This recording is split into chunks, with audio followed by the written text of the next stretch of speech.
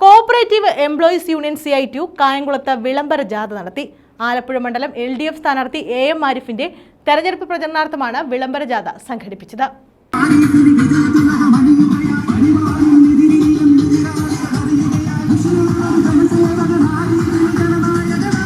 Cooperative employees union CITU Kayamkulam area കമ്മിറ്റിയുടെ നേതൃത്വത്തിലാണ് വിളംബര ജാഥ സംഘടിപ്പിച്ചത്. ആലപ്പുഴ മണ്ഡലം LDF സ്ഥാനാർത്ഥി AM ആരിഫിന്റെ തെരഞ്ഞെടുപ്പ് പ്രചരണാർത്ഥമാണ് വിളംബര ജാഥ നടത്തിയത്. CPM ആലപ്പുഴ ജില്ലാ സെക്രട്ടേറിയറ്റ് അംഗം അഡ്വക്കേറ്റ് KH ബാബുജാൻ വിളംബര ജാഥ ഫ്ളാഗ് ഓഫ് ചെയ്തു.